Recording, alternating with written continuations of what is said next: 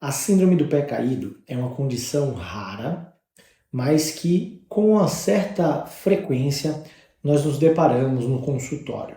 O que é que define essa síndrome?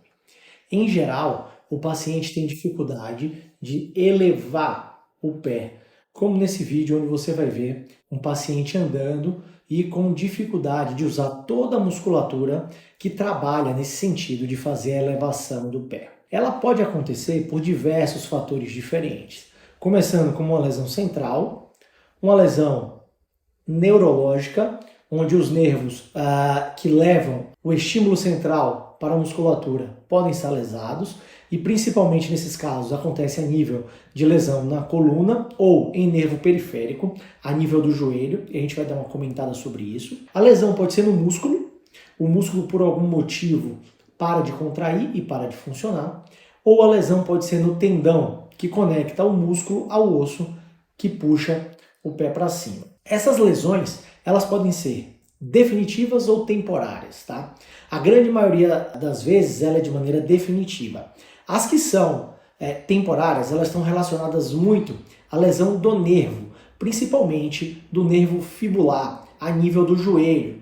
Uma lesão muito frequente dentre esse tipo de lesão é aquela no qual o paciente fica muito tempo sentado sobre essa região e ele vem às vezes com o pé caído, e isso pode demorar alguns dias, a depender do caso, e às vezes até algumas semanas. Esse caso que eu estou mostrando agora é de uma paciente que chegou ao consultório sem nenhum tipo de movimento de elevação, e à medida que o tempo foi passando, com os estímulos neurológicos, os estímulos de fisioterapia, isso vai se recuperando naturalmente, o nervo vai se recuperando numa lesão que a gente chama de neuropraxia, e todo o estímulo volta, o paciente volta ao normal. Mas as lesões definitivas, elas podem acontecer por qual motivo? Por uma lesão central, como a gente já havia dito, uma lesão definitiva no nervo, e aí, quando acontece essa lesão periférica, geralmente o paciente que luxou o joelho, teve uma lesão multiligamentar do joelho, ele opera o joelho, mas ele perde esse movimento do pé, e isso tem dois caminhos para ser feito: ou uma tentativa de reconstrução, transferência de nervo, para reinervar esse ramo que é responsável por elevar o pé, ou muitas vezes a gente tem que transferir, mudar o músculo que faz esse papel. Quando você tem uma lesão de músculo ou de tendão, essa questão da transferência de nervo não faz sentido, só resta a opção de você fazer uma transferência tendínea ou uma transferência muscular, tá? Então esse caso, por exemplo, aqui foi um paciente que teve uma luxação de joelho, e ele, durante essa luxação, foi um mecanismo de trauma mais intenso, ele lesa completamente o nervo fibular. E a probabilidade desse nervo voltar é muito baixa, tá? Foi esperado durante 6 meses e 0 estímulo de retorno. Quando você vê a marcha desse paciente, é uma marcha que a gente chama de escavante. O paciente ele vai como se estivesse escavando o chão, e aumenta muito a tendência desse paciente de cair, de acontecer desequilíbrios por conta desse posicionamento do pé, de um pé que não tem controle motor.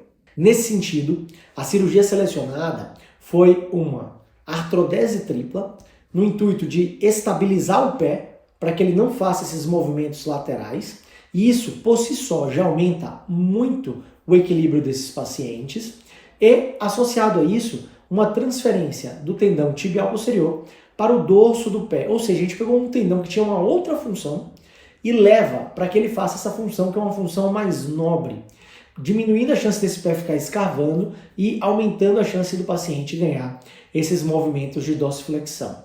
Olha aí nesse caso como ele ganhou esse movimento, e como a marcha desse paciente, que era um paciente com amaurose, um paciente que não enxergava, tá?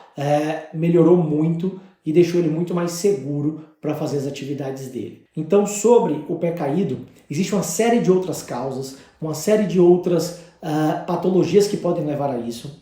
O paciente precisa ser muito bem examinado. Existem tratamentos conservadores, existem órteses, existem outros tipos de cirurgias, outros tipos de estabilização da articulação, mas isso precisa ser muito bem discutido, isso precisa ser muito bem avaliado, examinado pelo seu médico, para que essa decisão de como fazer o tratamento, de qual opção é a ideal para cada um dos casos. Lembrando que tudo vai depender da origem desse pé caído e da função que esse paciente pretende ter, da função que ele tinha anteriormente, para você indicar um procedimento, um tratamento ou outro.